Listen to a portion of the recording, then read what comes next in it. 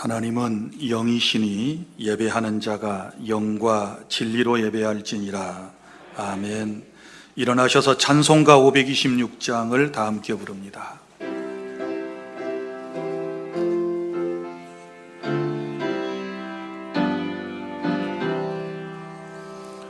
목마른 자들아 다 이리 오라. 이곳에 좋은 새 흐르도다. 힘쓰고 애씀이 없을지라도 이 샘에 오면 다 마시겠네. 이 샘에 솟는 강같이 흘러 온 천하만국에 다 통하네. 빈부나 귀천에 분별이 없이 다 와서 쉬고 또 마시겠네. 생명수 샘물을 마신 자마다 목 다시 마르지 아니하고 속에서 솟아나 생수가 되어 영원히 솟아 늘 풍성하리. 이 샘의 이름은 생명의 샘물,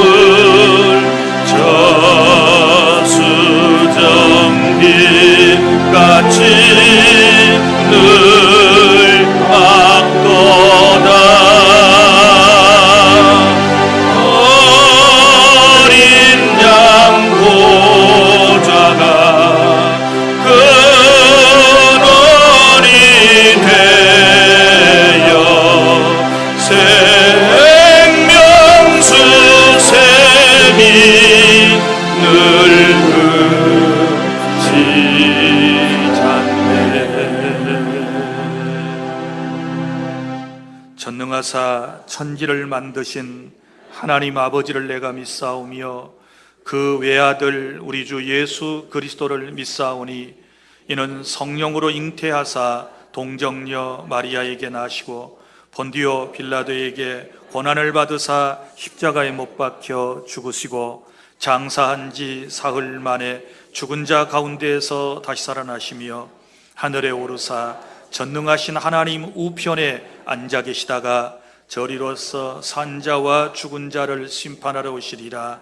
성령을 믿사오며 거룩한 공회와 성도가 서로 교통하는 것과 죄를 사하여 주시는 것과 몸이 다시 사는 것과 영원히 사는 것을 믿사옵나이다. 아멘. 자리에 앉으신 다음 다 함께 기도하는 시간을 갖도록 하겠습니다.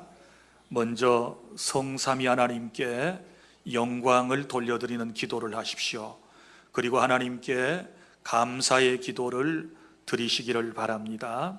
그리고 회개의 기도를 하나님께 드리십시오. 그리고 여러분이 오늘 또 가지고 온 기도의 제목을 따라서 간구하시기를 바랍니다. 또 나라와 민족과 그리고 또 교회 공동체와 오늘 또 예배에 함께하지 못한 사람들을 위해서 기도해 주시기를 바랍니다. 다 함께 우리의 목소리로 직접 하나님께 간구하겠습니다.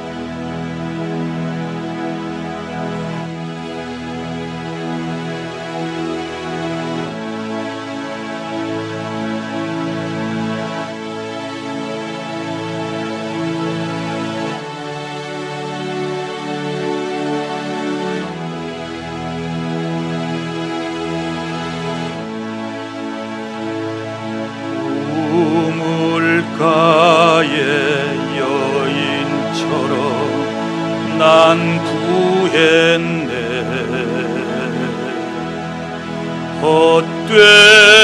헛되고 헛된 것들은 그때 주님 하신 말씀 내 세매와 생수를 마셔라. 오 주님 채우소서. 나의 잔을 높이 듭니다. 하늘 양식 내게 채워주소서. 넘치도록 채워주소서. 많고 많은 사람들이 찾았었네. 헛되고 헛된 것들은 주 안에 감추인 법에 세상 것과 난 비길 수 없네. 오 주님 채우소서. 나의 잔을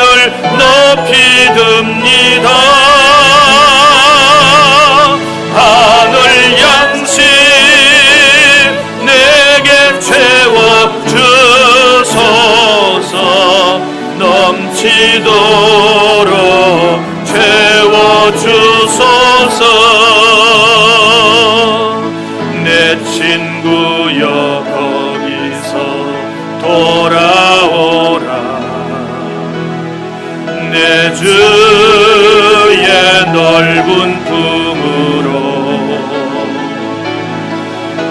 우리 주님 너를 반겨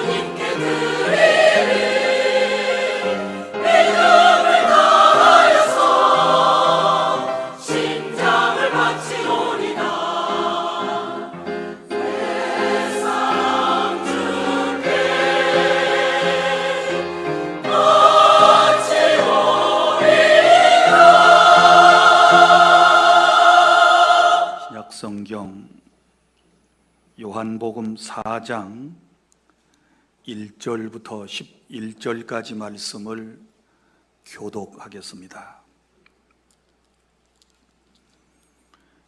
예수께서 제자를 삼고 세례를 베푸시는 것이 요한보다 많다 하는 말을 바리새인들이 들은 줄을 주께서 아신지라.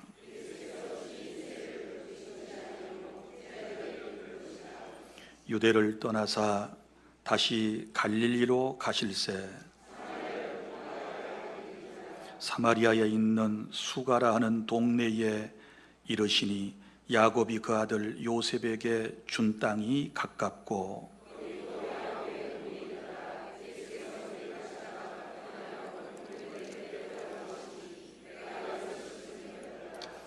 사마리아 여자 한 사람이 물을 기르러 왔음에 예수께서 물을 좀 달라 하시니 사마리아 여자가 이르되 당신은 유대인으로서 어찌하여 사마리아 여자인 나에게 물을 달라 하나이까 하니 이는 유대인이 사마리아인과 상종하지 아니함이로라.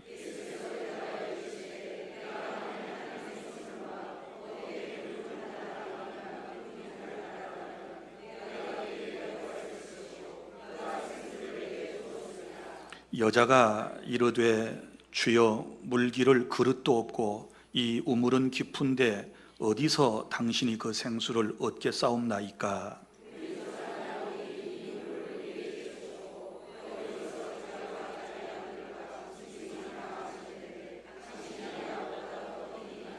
예수께서 대답하여 이르시되 이 물을 마시는 자마다 다시 목마르려니와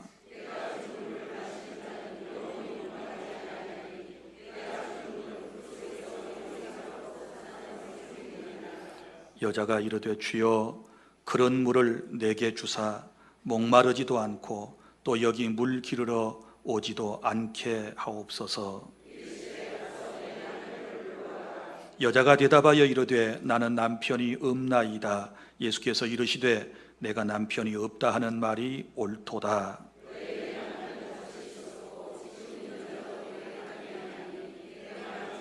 다 함께 여자가 이르되 주여 내가 보니 선지자로소이다. 아멘.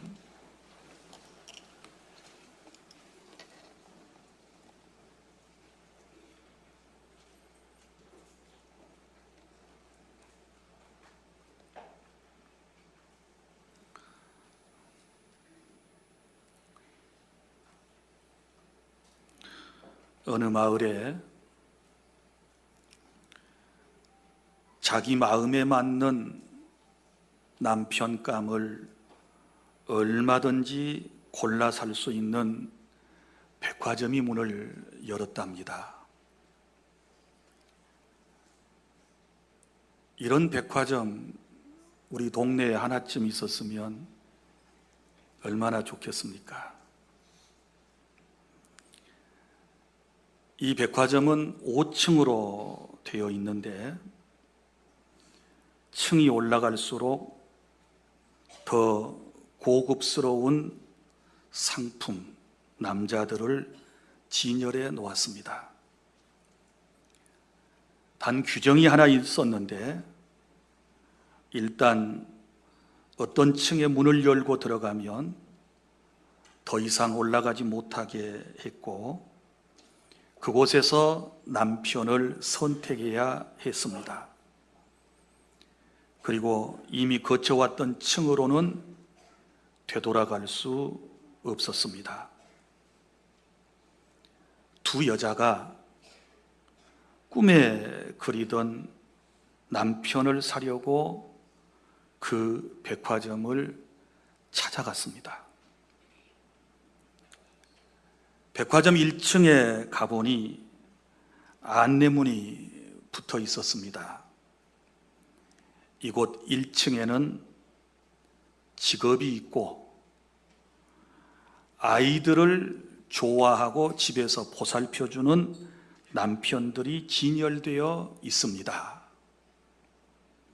이 문구를 보자마자 두 여인 중에 한 여인이 더 이상 올라갈 것 없겠어. 우리 여기서 하나 살까? 그런데 사람이라고 하는 것이 궁금하지 않겠습니까?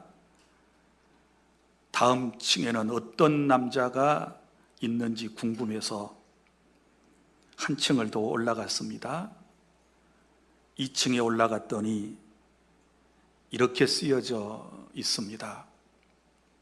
이곳에는 직업도 있고 아이들을 좋아해서 집에서 아이들도 잘 돌보아 주고 아주 잘생긴 남자들이 진열되어 있습니다.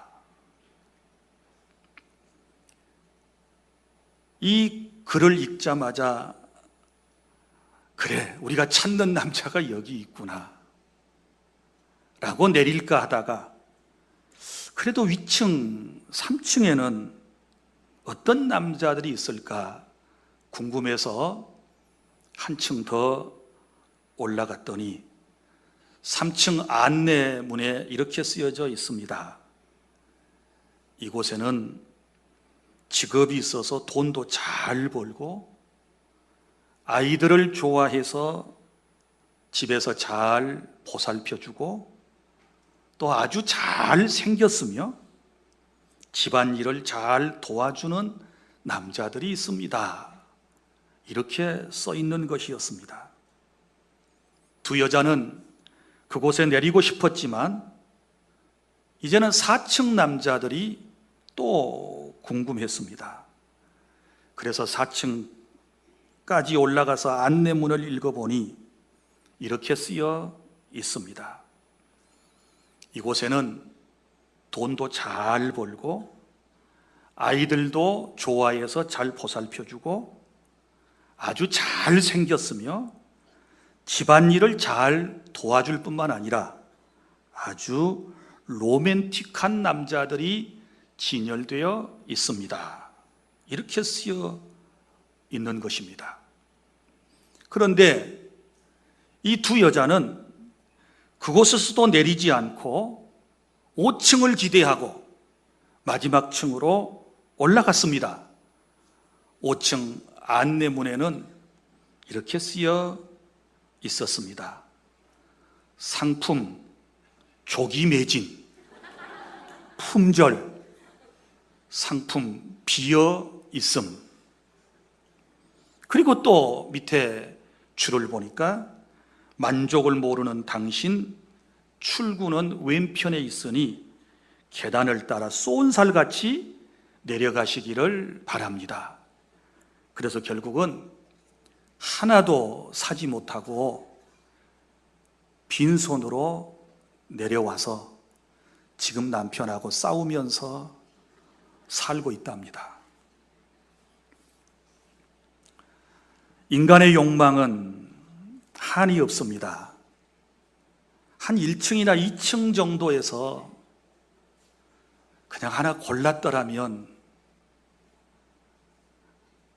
그나마도 남을 터인데 5층까지 올라갔다가 그저 하나도 구하지 못하고 내려온 인생.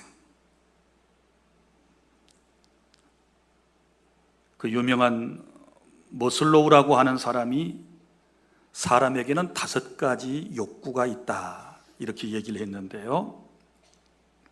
생리적 욕구, 안전의 욕구, 사회적 욕구, 존경의 욕구, 자아 실천의 욕구가 있는데 이 욕구는 한도 없고 끝이 없다 이렇게 말한 적이 있습니다. 여러분, 우리가 세상을 살아오면서 경험해 보지만 사람의 눈이라고 하는 것은 보아도 족함이 없고 귀는 들어도 차지 않습니다. 말을 타고 다니다 보면 종들을 두고 싶고 앉으면 눕고 싶고 걸어 다니던 사람이 자전거만 있어도 좋겠다 그렇게 말한 지가 얼마 되지 않았는데 지금은 좋은 차를 타고 다니면서도 만족감이 없습니다. 단칸방이라도 좋으니 내 집만 있으면 여한이 없겠다라고 말했던 사람도 30평 이상의 고급 아파트에 살면서도 여전히 만족감을 모르는 것이 우리 인생입니다. 사랑하는 여러분, 부자가 되고 권력을 갖게 되면 정말 행복할 수 있을까요? 인생이라고 하는 것은 부가 축적되고 권력을 더 많이 가지면 가질수록 그 욕구에 대한 불만감도 커간다고 그럽니다. 죄송한 얘기지만 여러분 보십시오.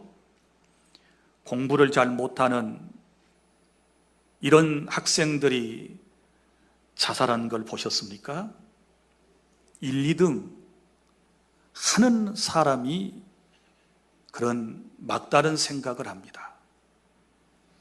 여러분, 가난하고 어려운 사람, 직장에서도 말단 직위에 있는 사람이 자살하는 걸 보셨습니까? 높은 지위에 있는 분들이 자살을 하는 경우가 더 많습니다. 낮은 층에 사는 사람이 떨어져 자살하는 걸 보셨습니까? 높은 고층 아파트에 사는 분들이 더 자살을 많이 하는 것입니다. 여러분, 이처럼 인생이라고 하는 것은 욕망이 한도 끝도 없습니다. 오늘 말씀에 보면 남편을 5이나 바꾸어 살았던 한 여인에 대한 이야기가 나옵니다. 당시 이스라엘의 사회상에 비춰보면 자기 뜻에 의해서 남편을 바꾸었다라고 하기보다는 남편에 의해서 그랬을는지도 모릅니다. 어찌됐든 간에 지금 성경에 소개되고 있는 이 여인은 6번째 남편도 정식 남편이 아니라는 것입니다. 이 여인에게는 이런저런 말 못할 사정이 있었을 것입니다. 우리가 알지 못하는 그런 아픔이 있었을 것입니다. 남에게 드러내지 못하고 남에게 말하지 못할 그런 사정이 있었을 것입니다. 한 여인이 혼인해가지고 계속 살지 못하고 가정이 깨어졌다라고 하는 것은 자신뿐만 아니라 부모에게도 그리고 가정에게도 충격이고 그리고 또 사회로부터 따돌림을 받는 것은 예나 지금이나 다름이 없습니다.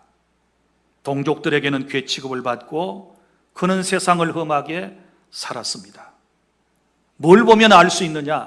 오늘 말씀의 내용은 이렇게 시작되지 않습니까? 이 여인이 우물가에서 예수님을 만나게 됩니다. 그런데 물을 기르러 왔던 시간이 언제입니까? 6시쯤 되었다. 6절 하반절에 그렇게 나오는데 현재 우리 시간으로 생각해 보면 정오, 낮 12시를 말합니다. 대부분의 유대인들은 물을 언제 우물가로 기르러 나오는가 하면 이른 아침이나 혹은 뜨거운 태양이 넘어가고 난 이후에 서늘할 때 물을 기르러 오는 것입니다. 그런데 이 여인은 정오에 그 떼약볕에 물을 기르러 왔습니다. 왜 그랬을까요? 그것은 사람들의 이목을 피하기 위해서였습니다. 다른 사람들과 만나지 않기 위해서 애써 그는 남들이 물을 기르러 오지 않는 그 시간에 물을 기르러 나왔던 것입니다. 이런 모습을 보면 이 여인의 상처는 너무너무 컸을 것입니다. 아무도 그를 가까이 해주지 않았습니다. 아무도 그를 정상적인 사람이라고 평가해 주지를 않았습니다. 이런 여인이 어떻게 예수님을 만나서 치유되고 회복되는지를 이제 말씀을 통해서 깨닫는 시간이 될 수 있기를 바랍니다. 첫째, 오늘 본문의 1절부터 6절까지 말씀은 인생의 목마름을 해결해 주시기 위해서 찾아오시는 예수님을 볼 수 있습니다. 여러분, 여기서 우리는 주님의 사랑을 볼 수 있지 않습니까?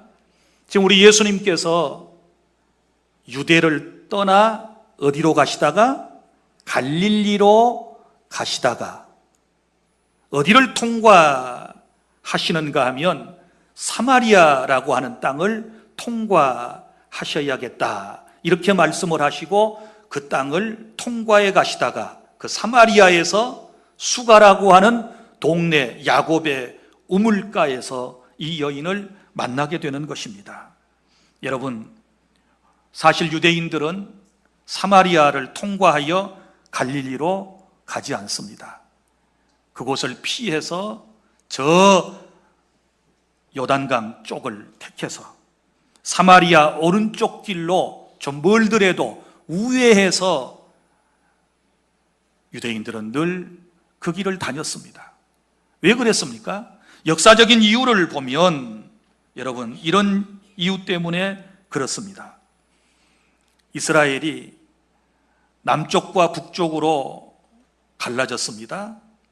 북쪽이 이스라엘이라고 하는 국호를 가지고 있습니다. 그런데 BC, 그러니까 예수님 탄생 722년에 아수르라고 하는 대국에 의해서 이 나라가 먼저 망하게 됩니다. 그런데 아수르 사람들이 이 유대인들을 통치하기 위한 수단으로 타 민족과 혼인을 하게 하는 그런 정책을 펼치게 된 것이지요. 그러니까 아수르 사람들이 타 정복지의 민족들을 이스라엘로 저 북쪽 사마리아 지역이라고 일컫는 곳으로 이주를 시켜가지고 서로 혼인을 시켰어요. 그러다 보면 혼혈족이 나오게 되는 것 아니겠습니까? 그래서 이제 그때부터 사마리아 지역에 사는 사람들은 혼혈족이 된 것입니다. 유대인들이 그 모습을 볼 때 아주 못마땅하게 생각을 했습니다.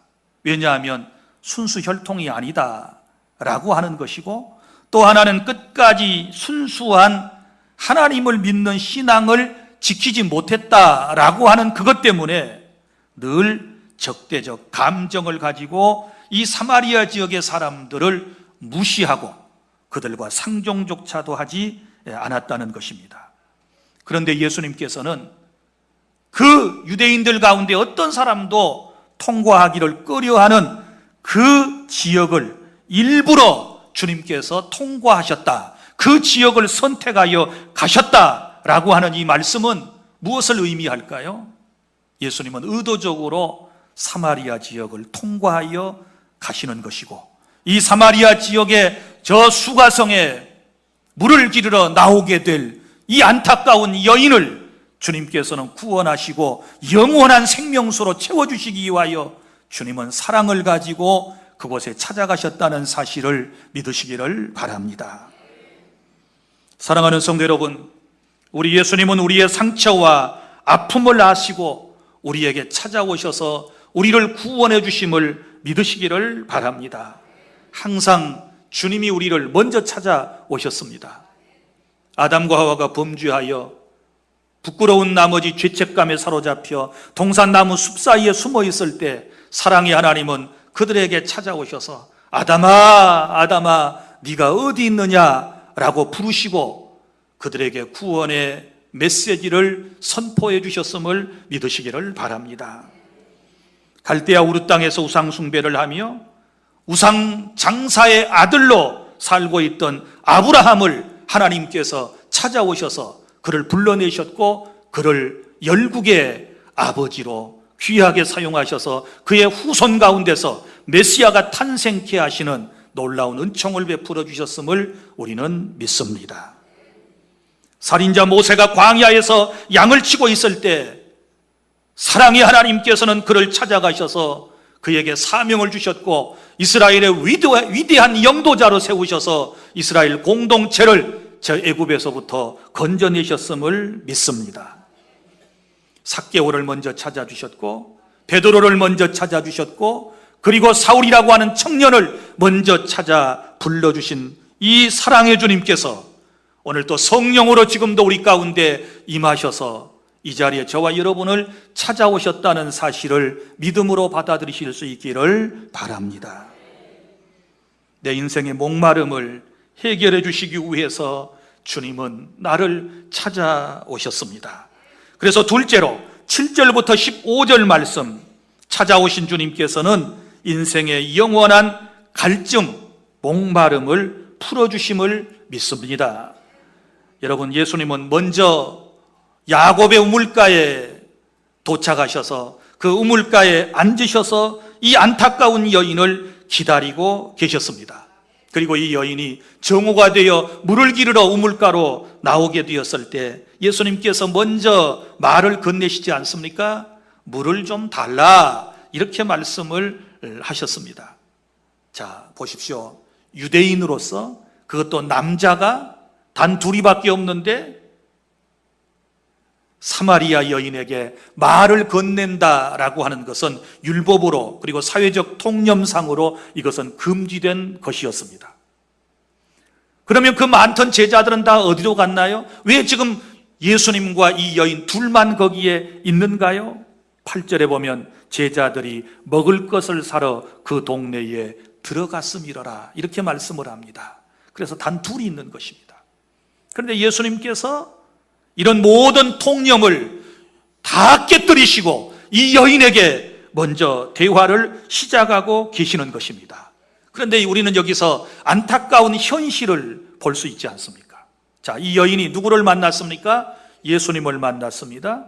그리고 예수님과 함께 지금 뭐 하고 있습니까? 대화를 나누고 있는데도 불구하고 예수님이 누구인지를 전혀 알지 못하고 지금 대화를 하고 있다는 사실입니다.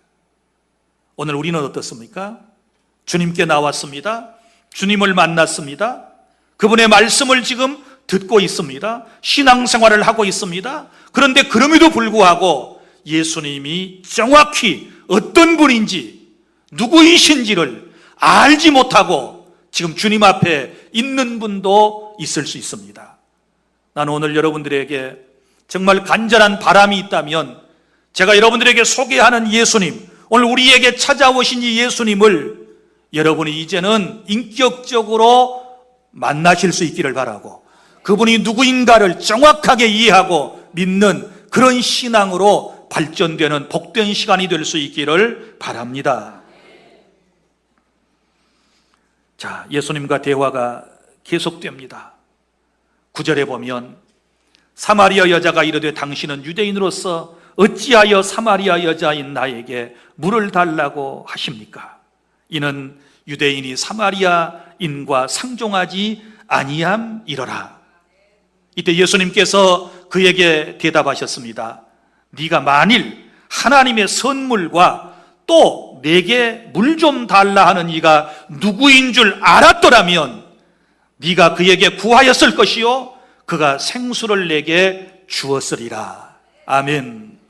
자, 그러니까 이 여인, 다시 말하지만 예수님이 누군 줄 몰라요. 그래서 예수님께서 자신이 누구라고 하는 것을 먼저 설명을 하시지요. 자, 자기 자신을 하나님의 선물이라고 소개를 합니다. 믿습니까? 네가 만일 하나님의 선물과, 예수님은 하나님의 선물이 되심을 믿으시기를 바랍니다.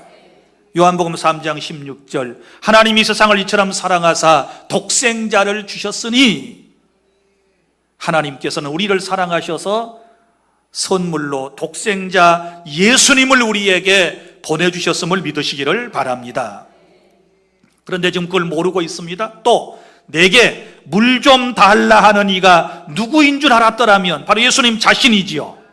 지금 모르고 있는 거예요. 진짜로 알았다면 네가 그에게 구하였을 것이요 그가 너에게 뭘 줘요? 생수를 내게 주었으리라. 할렐루야. 여러분, 그런데 안타깝게 이 여인은 영원한 생수를 아직도 이해하지를 못하고 뭐라고 얘기를 합니까?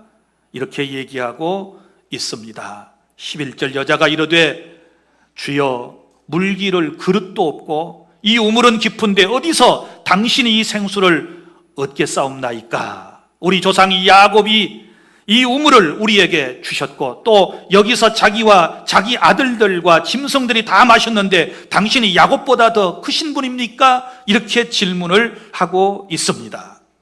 이때 우리 예수님은 야곱의 우물과 자신이 주는 물을 비교하시면서 뭐라고 말씀을 하시는가 하면 이렇게 말씀을 하십니다. 13절 다 함께 시작. 예수께서 대답하여 이르시되 이 물을 마시는 자마다 다시 목마르려니와 14절 내가 주는 물을 마시는 자는 영원히 목마르지 아니하리니 내가 주는 물은 그 속에서 영생하도록 솟아나는 샘물이 되리라. 아멘. 할렐루야. 자, 여기 이 물을 먹는 자는 다시 목마르다. 이 물은 어떤 물입니까? 야곱의 우물에서 퍼올린 그 물을 말씀을 하고 있습니다.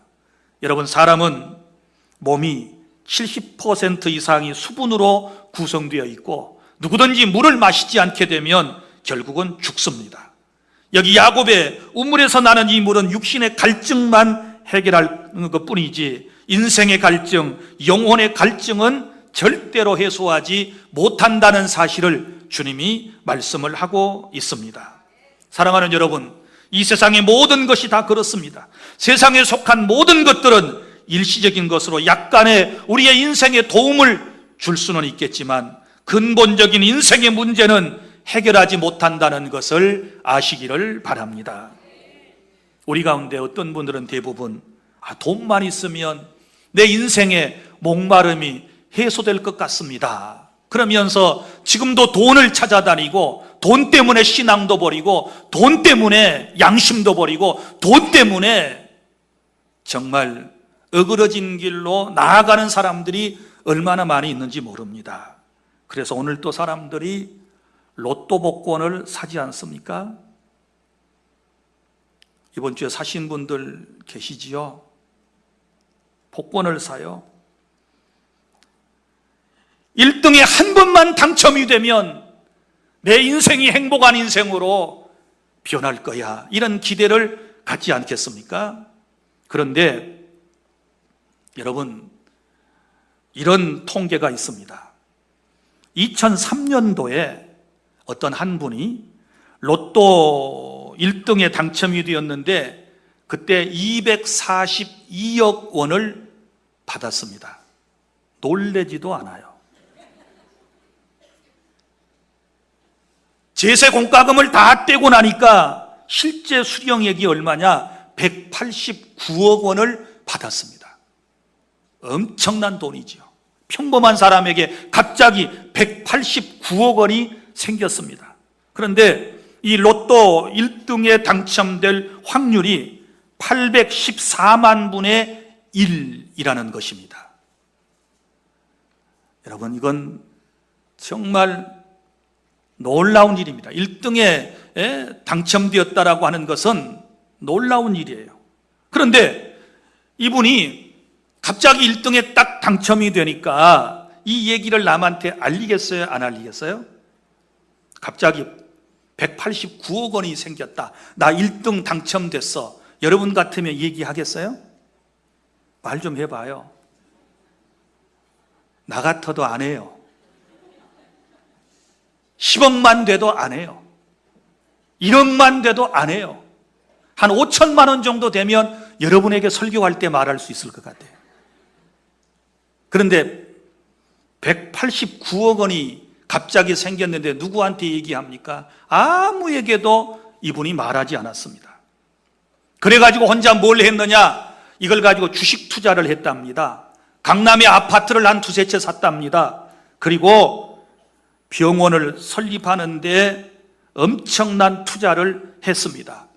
그리고 난 다음에 만 5년이 지나서 2008년도에 어떤 사람이 이 사람에 대한 행적을 추적을 했는데 결국은 쫄딱 망해가지고 2014년도에 사기 행각을 벌리다가 뉴스에 나오는 인물이 됐습니다. 이제 이런 것들을 로또의 저주라고 그럽니다. 미국과 한국과 영국에서 로또 1등에 당첨된 사람들의 이제 그 이후를 추적을 했는데 70%가 불행해졌다고 그랬습니다. 자살한 사람이 또 그렇게 많더래요. 그 원하는 돈을 그렇게 갑자기 많이 쥘 수 있었으면 얼마나 행복하겠어요? 그런데 전혀 그게 아니었어요. 로또의 저주 3가지가 있는데, 첫째는 돈벼락으로 인한 행복감이 일시적이다라고 하는 거예요. 이 행복감이 얼마나 가느냐 그랬더니 9개월 정도 가더랍니다. 9개월 금방 지나가요. 로또 1등 당첨된 사람 9개월이나 여러분 9개월이나 금방 지나가요. 그 다음에 또 하나는 현실 감각이 저하된다는 것입니다. 대인관계에 기피증이 생겨요. 왜냐하면 돈 많다는 걸 자꾸 남한테 알리게 되면 어떻게 될까요? 두렵잖아요. 혹시 사기쳐서 내 돈을 빼앗아가지 아니할까? 또 강도들이 오지 아니할까? 그 생명의 위협 때문에 사람을 기피하게 된대요. 그래서 결국은 외톨이가 돼가지고 외로워서 죽는다는 거예요. 또 도박사의 오류라는 것이 있는데, 이게 뭐냐 그러면 이제 왜 이 사람들이 문제가 되느냐, 또 복권을 한 장 사면 또 1등이 될 것 같대요. 그러니까 지금 있는 걸 다 흥청망청 써도 또 하나 사면 1등이 된다는 이런 착각에 빠져가지고 돈을 막 쓴다는 거예요. 그래가지고는 수백억을 흥청망청 써대다가 결국은 다 망해요. 이래도 1등을 꿈꾸시겠습니까? 이래도 여러분이 100억, 200억, 300억대의 물질의 주인공이 되고 싶습니까? 돈이 인생의 해답인 줄 알고 부지런히 돈을 벌어서 사람들이 모으지만 그 돈으로 영적 평안과 행복과 참된 만족을 얻을 수 없다라고 하는 사실을 깨달을 수 있기를 바랍니다. 물론 돈이 많으면 잠시 일시적으로 생활이 윤택해지고 편리해질 수 있겠지만, 다시 말하지만 참된 만족은 우리에게 찾아오는 것이 아닙니다. 어떤 사람은 또 지식만 많아지면 인생의 목마름이 해소될 거라고 생각을 하면서 날마다 연구하고 공부하는 분들만 있어요. 그런데 실제 이 공부한 것을 써먹지를 않아. 혼자 깨닫고 그렇구나 고개만 끄덕끄덕하면서 뭘 하나 알았다라고 하는, 뭘 하나 배웠다라고 하는 그 기분으로만 살아가는 것이지, 이걸 사회의 어떤 공익을 위해서 일하지 않는 사람들이 얼마나 많이 있는지 몰라요. 지식이 많으면 인생의 목마름이 해소될까요? 그런데요, 공부를 많이 하는 것은 인생을 피곤하게 하는 것이다라고 전도서에도 말씀을 하셨어요. 또 권력이 있으면 인생이 행복해질 수 있을까요? 높은 자리에 올라가면 행복해질 수 있을까요? 사람이라고 하는 것이 땅바닥에 있을 때 가장 편한 것이고, 점점 더 땅을 떠나서 위로 올라가면 올라갈수록 두려운 법입니다. 안전하지 못합니다. 권력이 우리에게 인생의 목마름을 해결해 주지 못합니다. 지금 여러분이 수많은 뉴스를 접하지만 보세요. 한때 권력을 휘둘렸던 사람들이 지금 어떤 상태에 있는지를 한번 보십시오. 잠깐 4년, 몇 년 동안 임기 동안에는 세상의 부귀와 영화를 다 누리고 행복해 라고 말했을지 모르지만 역사가 심판을 하고 있지 않습니까? 인생의 갈증이 그렇게 쉽게 해결되는 게 아니에요. 프랑스의 철학자 파스칼이 이런 말을 했습니다. 하나님께서는 각 사람의 마음속에 이 세상에 어떤 것으로 채울 수 없는, 오직 예수 그리스도를 통해 하나님에 의해서만 채워질 수 있는 하나의 빈 곳을 만들어 놓으셨다고 그랬습니다. 자, 무슨 얘기인가 하면 이 마음속에 있는 하나의 그릇이 있는데 이곳은 그 어떤 것으로도 채워지지 않아요. 돈 가지고도 안 채워집니다. 권력 가지고 안 됩니다. 지식 가지고도 안 됩니다. 육체적 쾌락을 가지고도 안 됩니다. 명예를 가지고도 채울 수 없습니다. 오직 하나님께서 이 공간은 하나님으로, 예수님으로 채울 때 인생이 진정한 행복을 누리도록 그렇게 만드셨습니다. 믿습니까? 오늘 주님께서 14절 이렇게 말씀하지 않습니까? 내가 주는 물을 마시는 자는 영원히 목마르지 아니하리니 내가 주는 물은 그 속에서 영생하도록 솟아나는 샘물이 되리라. 할렐루야. 세상의 것은 계속 또 목마르지만 항상 욕구불만이지만 그러나 우리 주님이 주시는 영원한 생수는 다시는 목마르지 않다는 사실을 믿으시기를 바랍니다. 오늘 우리가 왜 이 자리에 왔습니까? 세상 것으로 채울 수 없는 우리의 영혼의 목마름을 해소하기 위해서, 우리의 삶의 갈증을 우리가 해소하기 위해서 오늘 예수 그리스도 앞에 나와 예배하고 있음을 믿으시기를 바랍니다. 셋째, 우리가 이 인생의 목마름을 해결하기 위해서 나를 찾아오신 주님 앞에 우리가 해야 할 일이 무엇일까요? 그것은 회개라고 하는 것입니다. 구원의 생수를 얻기 위해서 꼭 필요한 과정이 무엇인가 하면 그것은 바로 회개라고 하는 것입니다. 16절에 여자가 이제 이렇게 말을 했었지요. 이르되 주여 그런 물을 내게 주사 목마르지도 않고 또 여기 물 기르러 오지도 않게 하옵소서 하고 계속해서 이 여인이 육신의 물, 이 육신의 가람을 해결할 수 있는 방법만을 계속해서 질문을 하고 있을 때 우리 예수님께서 갑자기 뜬금없이 16절에서 가서 네 남편을 불러오라 이렇게 말씀을 하셨습니다. 그러니까 여자는 생각할 겨를도 없이 저는 남편이 없습니다. 예수님이 하시는 말씀, 그래 네가 남편이 없다고 하는 말이 옳도다. 그러시면서 예수님께서 그의 정곡을 찔러서 이렇게 말씀을 하십니다. 너에게 남편이 5이 있었고 지금 있는 자도 내 남편이 아니니 내 말이 참되도다 라고 말씀을 하십니다. 무슨 얘기입니까? 이 여인에게 가장 아픈 것을 주님이 푹 찌르셨다는 것입니다. 여러분, 우리가 주님을 만나면 처음부터 마음이 다 무조건 평안해지나요? 과정이 필요해요. 회개의 과정이 필요하다는 사실을 믿으시기를 바랍니다. 우리가 어떤 환부를, 수술을 받으려면 의사에게 나가지요. 그리고 의사한테 내 상처를, 수술받을 부위를 보여줘야 되지요. 반드시 부끄럽지만 그 상처를 보여주어야 수술이 가능한 것처럼 우리 인생이 회복되기를 원하면 내 모습 이대로 내 상처를 주님께 부끄러워하지 말고 보여드리게 되었을 때 만병의 의사가 되시는 우리 주님께서 나를 치유하시기 위하여 내 영혼을 수술시켜 주심을 믿으시기를 바랍니다. 예수님을 만나 내 부끄러운 과거와 약점이 드러나게 되었을 때 여러분 너무 감추려고 할 필요가 없습니다.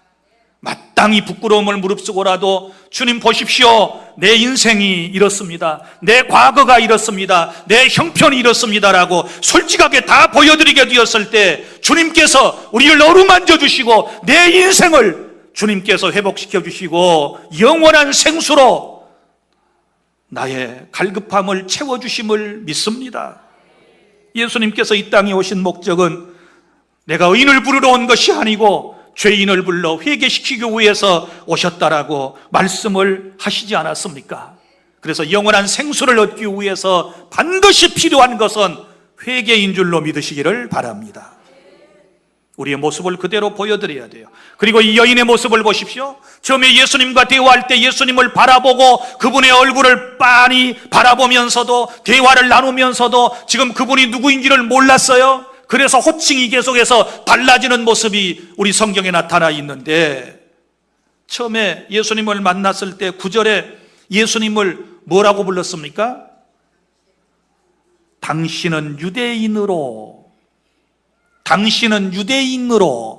당신이라고 불렀고 유대인 하나의 남자로 알고 불렀습니다. 그런데 대화가 계속되면서 또 12절에서도 역시 뭐라고 얘기합니까? 당신이 야곱보다 더 큽니까? 여기서도 당신이라고 주님을 불렀습니다. 그러다가 이제 15절에 딱 오면 여자가 이르되 주여 그런 물은 내게 주사 목마르지도 않고 여기 물 기르러 오지도 않게 하옵소서. 뭐라고 불렀습니까? 주여라고 불렀습니다. 이 점진적으로 이분이 이제 예수님을 깊이 알아가는 과정 속에서 당신이라고 불렀다가 유대인이라고 불렀다가 아니구나, 이분이 주님이시구나, 그래서 주님이라고 부르고 있습니다. 그리고 이제 19절에 와서 뭐라고 부릅니까? 여자가 이르되 주여 내가 보니 선지자로 소이다. 아멘. 여기 주님이라고 부르고 선지자라고 부릅니다. 그러다가 이제 4장 29절에 확실하게 부릅니다. 뭐라고 부릅니까? 시작. 내가 행한 모든 일을 내게 말한 사람을 와서 보라. 이는 그리스도가 아니냐 하니. 할렐루야. 이제 그리스도라고 부르게 됩니다. 사랑하는 주안의 성도 여러분, 나는 우리 주안의 모든 성도들이 하나님의 말씀을 배우고 예배하고 여러분들이 주님 앞에 신앙의 연조가 깊어가면 깊어갈수록 주님을 더 확실하게 자세하게 알고 고백하고 섬기며 사랑하실 수 있기를 바랍니다. 주님의 말씀을 듣는 것이 이렇게 중요합니다. 믿음은 들음에서 난다고 말씀을 하지 않았습니까? 그래서 잘 들으셔야 돼요. 그러면 내 신앙에 이런 점진적인 변화가 일어나게 될 줄로 믿으시기를 바랍니다. 이것은 바로 시각의 변화입니다. 주님을 처음에는 사람으로 바라보았다가 나중에는 주님으로 그리스도로 고백하는 이런 신앙의 발전이 있었음을 믿습니다. 우리에게도 이 여름에 이런 변화의 과정이 반드시 일어날 수 있기를 바랍니다. 회개하면 하나님께서 내 인생을 이렇게 바꾸어 주시는 것입니다. 사랑하는 주안의 성도 여러분, 우리 예수님은 소외된 사람, 그리고 버림받은 사람, 상처 많은 사람, 가난한 사람, 정말 목마른 인생을 찾아오셨음을 믿으시기를 바랍니다. 우리도 주의 복음을 이제 예수님처럼 인종과 국가의 장벽과 성별과 지방색을 뛰어넘어 편견을 긋고 가고 모든 사람들에게 이 생수의 복음을 전해주시기를 바랍니다. 인생의 목마름은 오직 예수님을 통해서만 해결될 수 있음을 깨달을 수 있기를 바랍니다. 다시 말하지만 물질 아닙니다. 지식 아닙니다. 부귀, 명예, 이거 가지고 절대로 인생의 진정한 목마름을 해소할 수가 없습니다. 내 인생에 타는 갈증은 오직 예수님 한 분밖에 없음을 깨달을 수 있기를 바랍니다. 내가 주는 물을 마시는 자는 영원히 목마르지 아니하리니 내가 주는 물은 그 속에서 영생하도록 솟아나는 샘물이 되리라. 영원히 내 안에서 샘물처럼 하나님의 은혜와 기쁨과 감사와 행복이 솟아나서 예수님을 통해서 진정한 행복을 체험하게 되는 저와 여러분이 될 수 있기를 바랍니다. 기도하겠습니다. 하나님 우리 아버지, 인생에 타는 목마름은 오직 영원한 생수가 되시는 예수 그리스도 한 분이심을 믿습니다.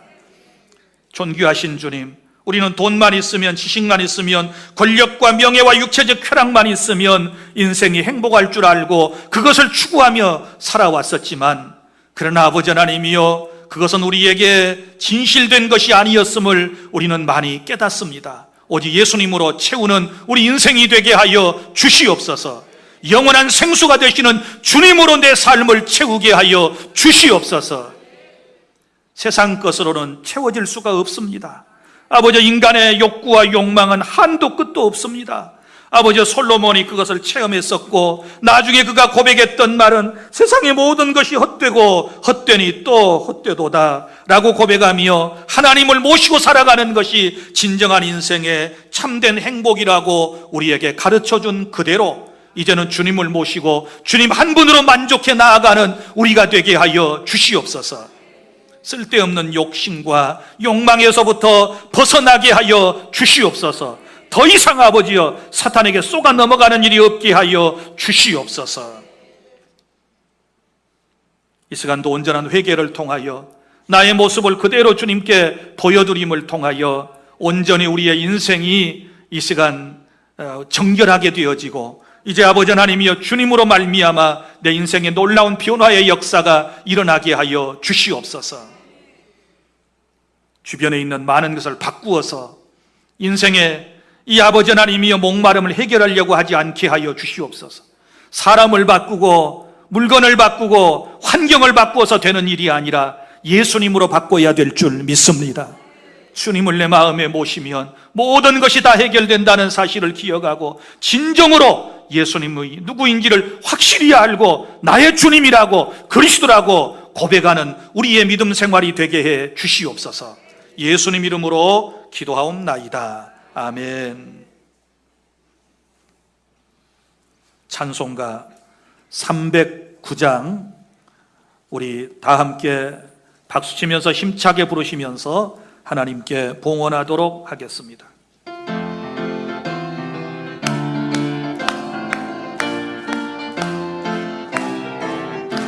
목마른 내 영혼 주가 이미 허락한 그 귀한 영생수 주여 갈망합니다. 그 약속 따라서 힘써 간구하오니 오 주여 내 기도 어서 들어주소서. 예수의 사랑 예수의 사랑 바다 물결같이 내게 임하니 영광의 물결에 온전히 쌓여서 내 영혼의 기쁨 한량 없도다. 주 내게 약속한 근비 내려주시며 은혜의 저구를 건너편에 떠올라 그 귀한 징조가 내게 밝히 보이니 나 힘을 다하여 주께 간구합니다.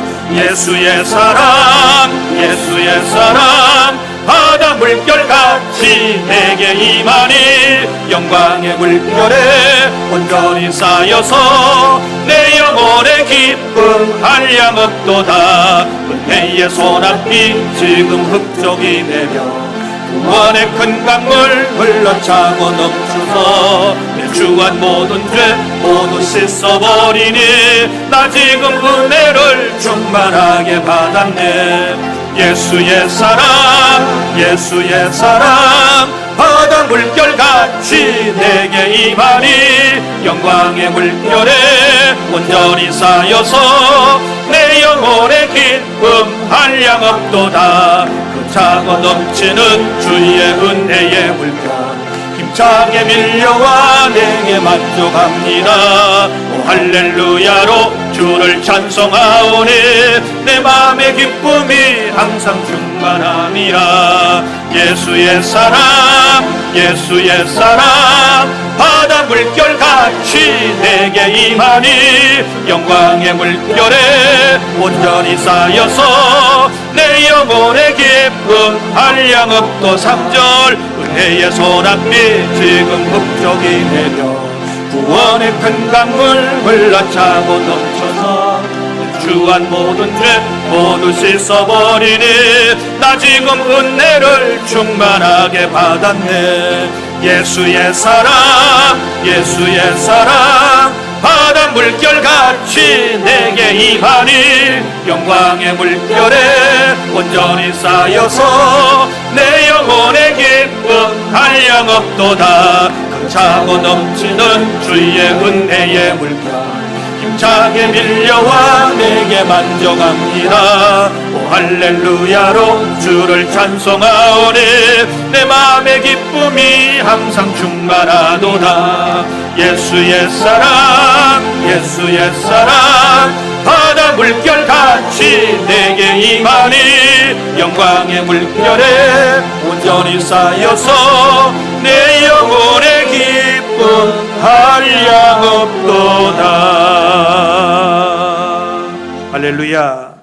하나님 감사합니다. 세상의 것으로 채워서 인생의 행복을 추구했던 우리들이 이제는 예수님을 우리의 마음속에 가득가득 채우고 주님이 주시는 이 영원한 하늘 생수로 우리를 충만케 해주시오니 감사를 드리옵나이다. 하나님의 은혜로 주님으로 내 인생을 채우기 전까지는 아버지 하나님, 내가 진정한 행복을 맛볼 수 없다는 사실을 깨닫고 다시는 사탄에게 속아 넘어가 물질을 탐하고 부귀와 명예와 그리고 인간의 육체적 쾌락을 탐하는 어리석은 행동을 하지 않도록 은혜를 베풀어 주시옵소서.